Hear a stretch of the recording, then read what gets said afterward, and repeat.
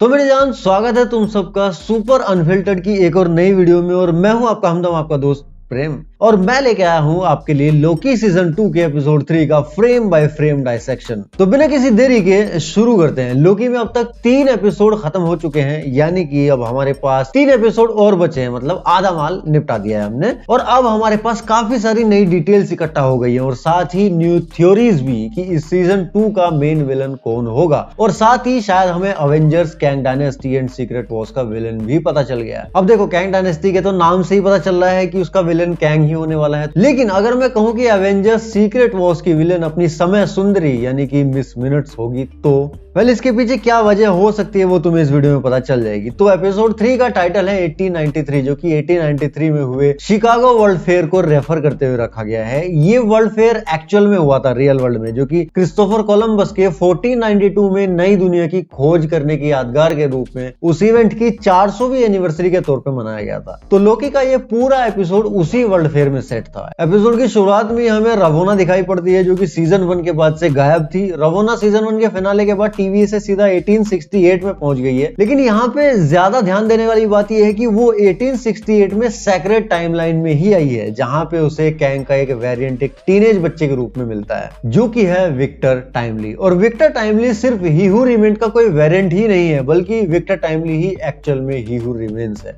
From the original sacred timeline. मतलब ये है वो समय जहां से ही हू रिमेन्स आया है। लेकिन जो डिस्कवरीज वो अपने ओरिजिनल टाइम में काफी आगे चल के करने वाला था, उनको वो अब बहुत जल्दी कर लेगा, क्योंकि रवोना ने उसे टीवीए का मैनुअल दे दिया है, जिसमें टीवीए की हर एक टेक्नोलॉजी मेंशन है। लेकिन यहां से ये एक नेक्सस इवेंट भी क्रिएट हो गया, इसलिए अब ये सेक्रेट टाइमलाइन नहीं रही। ये एक ब्रांच टाइमलाइन बन गई है, जो कि हमने 1893 के वर्ल्ड फेयर के टाइम पे देखी। और विक्टर टाइमली अब असली ही हू रिमेन्स नहीं रहा, बल्कि ये उसका एक वेरिएंट बन गया है, जो कि एक्चुअल ही हू रिमेन्स से काफी अलग है। अब ये शायद उससे थोड़ा सा अच्छा आदमी है दिल का, मतलब एपिसोड देख के तो यही लग रहा है। अब कुछ लोगों को ये कंफ्यूजन हो सकता है कि अगर 1868 वाला सेक्रेट टाइमलाइन वाला ये little master he who remains है, तो सीजन 1 के फिनाले में जो कहानी उसने लोकी और सिल्वी को सुनाई थी समय के पार कि 31st सेंचुरी में मल्टीवर्स की खोज हुई एंड ऑल, वो सब क्या झूठ था? तो नहीं, वो सब झूठ नहीं था। ही हू रिमेन्स ने कहा था कि मेरे एक वेरिएंट ने 31st सेंचुरी में मल्टीवर्स की खोज की।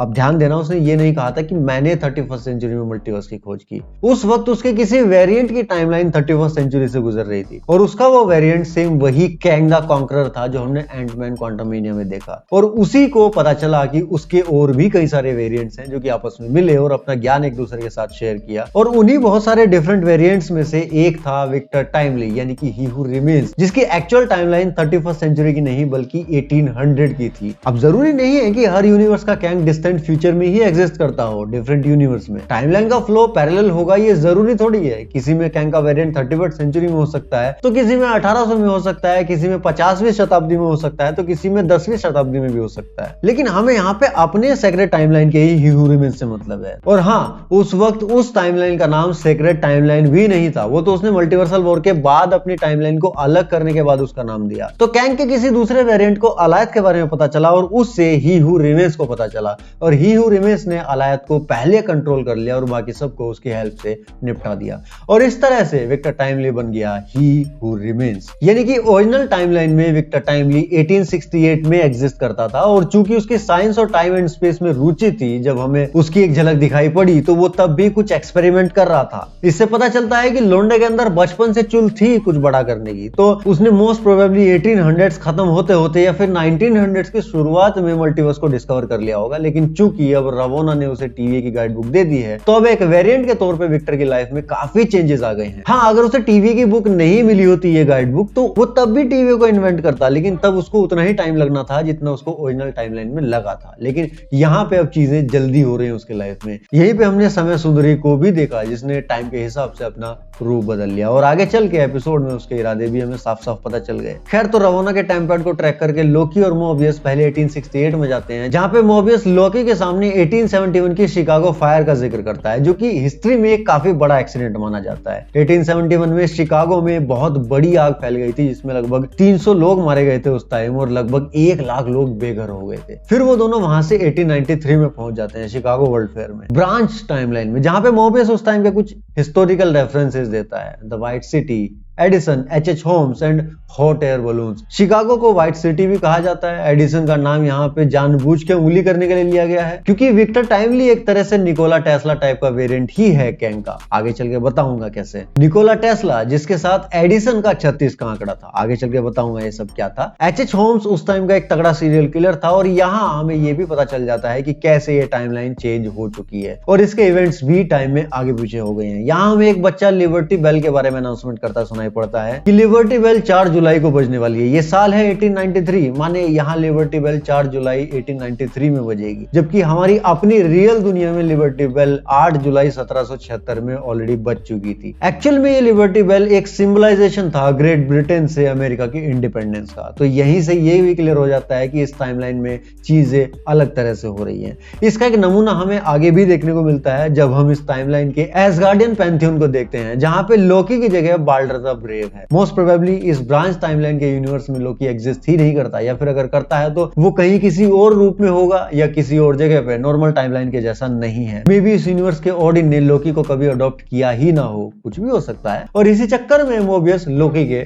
मजे भी ले लेता है। Balder the brave Marvel Comics का ही कैरेक्टर है जो कि थोर का भाई है। Well, doctor strange multiverse of madness में बाल्डर द ब्रेव का लाइव एक्शन डेब्यू भी होने वाला था, जिसको अपने बॉन्ड चचा यानी कि डेनियल क्रेग प्ले करने वाले थे, लेकिन उनके साथ कुछ शेड्यूलिंग कॉन्फ्लिक्ट्स की वजह से ये कैरेक्टर हमें स्क्रीन पे नहीं दिख पाया और उसकी जगह ली अपने जॉन क्रासिंस्की वाले नूडल देवता ने। इवन इस यूनिवर्स का थोर भी शायद हाइट में ज्यादा लंबा है, इसलिए लोकी बोलता है कि थोर इतना लंबा नहीं है। और विक्टर टाइमली के पोस्टर पे इवन उसके मुंह से हमने कई बार मार्वल नाम भी सुना इस एपिसोड में। Obviously it was a reference of Marvel comic. यहाँ इस पोस्टर में हम जो भी नाम लिखे हुए देख रहे हैं वो मोस्टली शिकागो वर्ल्ड फेयर में उस टाइम पे एग्जिस्ट करते थे हमारे रियल यूनिवर्स के। वेल, तो यहाँ हम देखते हैं एंटमैन क्वांटमेनिया का पोस्ट क्रेडिट सीन, जहाँ पे विक्टर टाइमली टीवीए की गाइड बुक की हेल्प से टेम्पोरल लूम का अपना खुद का एक वर्जन शो ऑफ कर रहा है और उससे वो पूरी अर्थ को इलेक्ट्रिसिटी सप्लाई करने की बात कर रहा है। इवन उसका ये कहना कि वो भविष्य के बारे में बाकी लोगों से ज्यादा जानता है, ये सीधा सीधा टीवीए की गाइड बुक के बल पर शेखी बगार रहा है। ये जो आदमी विक्टर टाइमली से उसके इन्वेंशन का पेटेंट अपने नाम पे कराने की बात कर रहा है, ये एक रेफरेंस है थॉमस एडिसन का। एंड जैसा मैंने पहले कहा था कि ये वाला विक्टर टाइमली खुद एक रेफरेंस है निकोला टेस्ला का। रियल लाइफ में थॉमस अल्वा एडिसन ने कभी बल्ब बनाया ही नहीं था, जैसा कि हमें अपने बचपन में किताबों में पढ़ाया जाता था। कभी कभी सोचता हूँ कितना कुछ झूठ पढ़ाया जाता था हमें स्कूल में।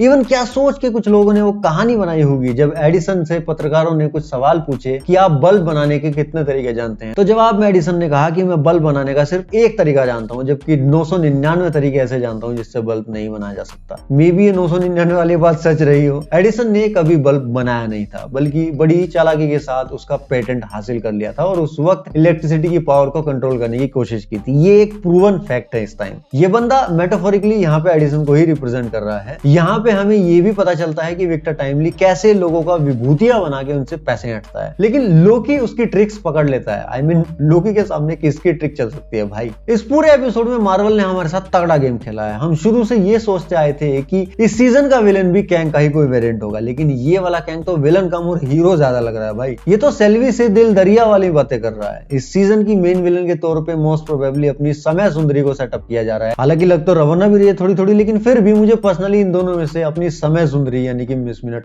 ज्यादा हरामी लग रही है। यहाँ विक्टर टाइमली एक एंशिएंट इजिप्शियन मोन्यूमेंट के पीछे छिपने की कोशिश करता है, जो कि कैंग के ही रामाटूट वेरिएंट का रेफरेंस था, जिसका रेफरेंस हम मून नाइट में भी देख चुके हैं। रवोना की लोकी एंड मोबियस के साथ की इस सीजन की पहली मुलाकात में मोबियस रवोना को यह समझाने की कोशिश करता है कि वो दोनों एक ही साइड पे हैं। एंड इंटरेस्टिंगली यहाँ पे सिल्वी भी पहुंच जाती है, जिसका मकसद अपनी मैकडी वाली टाइमलाइन को बचाना है और बाकी की ऑल्टरनेट टाइमलाइंस को भी टीवीएस से फ्री कराना है। लेकिन ये सब बिना विक्टर टाइमली के हो नहीं सकता, क्योंकि जब टेम्पोरल लूम बचेगा तभी सब कुछ बचेगा, वरना सब कुछ ही एक ब्लैक होल में समा जाएगा। लेकिन यहाँ पे कोई भी अपने ईगो क्लैश के चलते दूसरे की सुनने की या समझने की कोशिश ही नहीं कर रहा है। Well, most of the time हमारे साथ भी लाइफ में ऐसा ही होता है। टेक्निकली यहाँ पे लोकी और सेल्वी के बीच वो सेम सिचुएशन रिक्रिएट हो रही है जो कि सीजन 1 के फिनाले एपिसोड में हुई थी। फिर यहाँ पे हमने समय सुंदरी का वो घोस्ट क्लॉक वाला सीन भी देखा जो हमने ट्रेलर में देखा था और जिसको हम ऑल्टरनेट टाइमलाइन वाली मिस मिनट समझ रहे थे। तो ये गलतफहमी यहाँ पे दूर कर दी गई कि कैंग के भले ही कितने भी वेरिएंट हो, लेकिन समय सुंदरी सिर्फ एक ही है जिसे ही हू रिमेन्स ने टीवीए बनाने से पहले बनाया था, और वो एक सीन जहां पे विक्टर टाइमली और रवोना का पीछा करने के लिए मोबियस साइकिल लेके आता है, भाई वो सच में मुझे बहुत फनी लगा कसम से।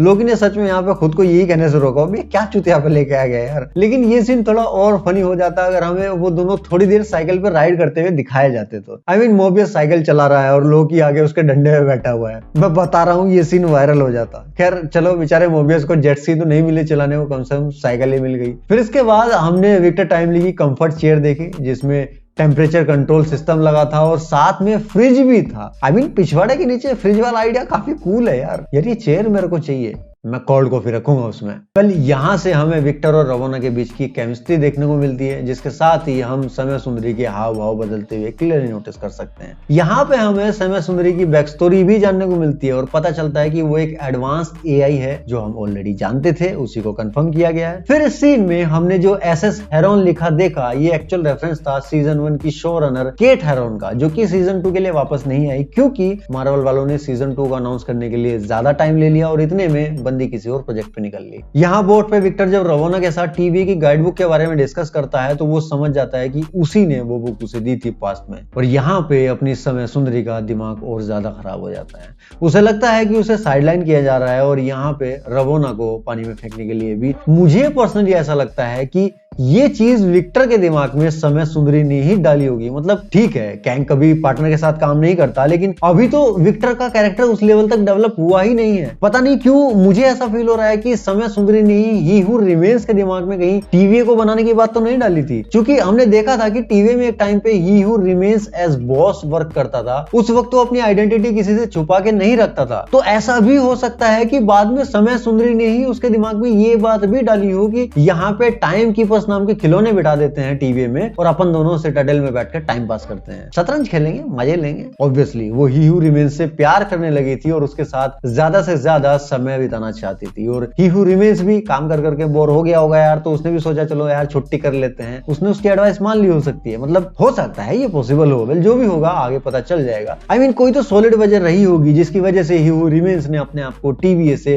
वाइप कर लिया। फिर हम विक्टर के यहाँ टेम्पोरल लूम का एक और प्रोटोटाइप देखते हैं और यहाँ पे और भी कई सारे प्रोटोटाइप्स मौजूद हैं जो कि एक्चुअल में टीवी के अंदर मौजूद थे। ये जो डिवाइस है जिसके बिना वो कहीं जाना नहीं चाहता, ये एक एम्पलीफायर हो सकता है जिसकी हेल्प से टेम्पोरल लूम को मल्टीपल टाइमलाइन ब्रांचेस को संभालने के लिए मदद मिले, या फिर ये कैंग की टाइम चेयर भी हो सकती है जैसे हमने एंटमैन क्वांटमेनिया में देखी थी। और यहाँ पे हमें अपनी समय सुंदरी का एक प्रॉपर विलन वाला फेस देखने को मिलता है। वो विक्टर को टीवी वापस जाने से रोकती है और चाहती है कि पहले विक्टर उसे एक बॉडी दे ताकि वो समय सुंदरी के साथ ही साथ परम सुंदरी भी बन सके। उसे घंटा फर्क नहीं पड़ता टाइम को कंट्रोल करना है या नहीं करना है, उसे विक्टर के साथ रहना है हमेशा हमेशा के लिए। लेकिन इसके पीछे एक वजह और भी हो सकती है कि वो खुद विक्टर को रिप्लेस करना चाहती हो, वो खुद सारा कंट्रोल अपने हाथ में लेना चाहती हो, मतलब कैंग का एक AI version. Well that sounds interesting. वैसे एक बात बताऊं, मुझे पहले से अंदाजा था कि मिस मिनट्स किसी ना किसी पॉइंट पे जाके कुछ ना कुछ ऐसी कोशिश जरूर करेगी जिससे उसे भी एक ह्यूमन बॉडी मिल सके।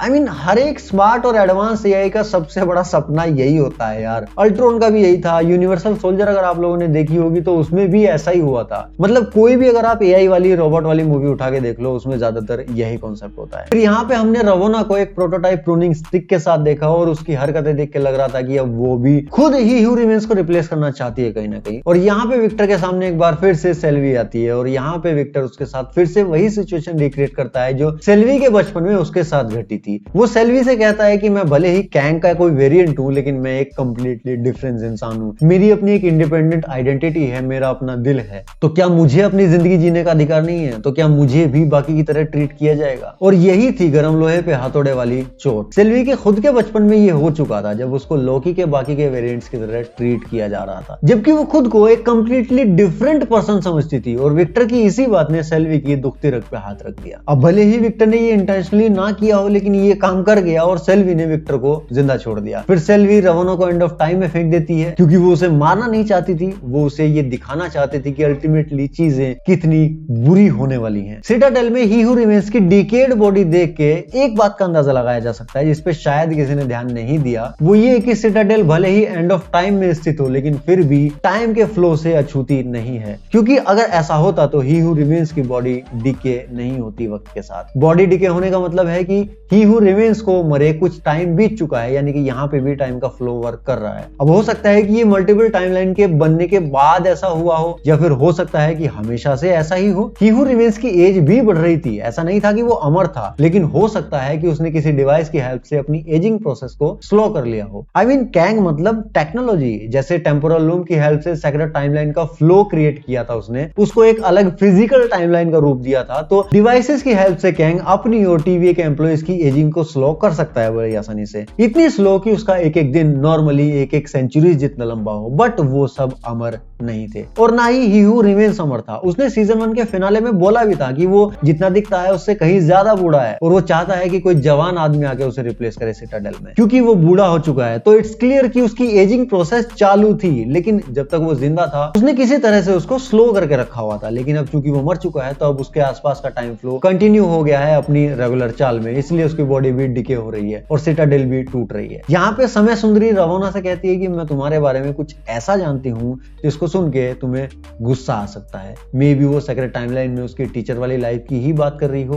वेल, ये तो 4th एपिसोड में हमें पता चल जाएगा, क्लियर हो जाएगी बहुत सारी चीजें। और इसी के साथ ये एपिसोड खत्म हो जाता है, और साथ ही मेरी वीडियो भी। अब तुम लोग बताओ तुम्हें ये एपिसोड कैसा लगा, ये वीडियो कैसी लगी। कमेंट सेक्शन में अपनी थ्योरीज, अपनी शंकाएं, अपनी लघु शंकाएं सब कर डालो। हम मिलते हैं नेक्स्ट वीडियो में, तब तक के लिए सायोनारा।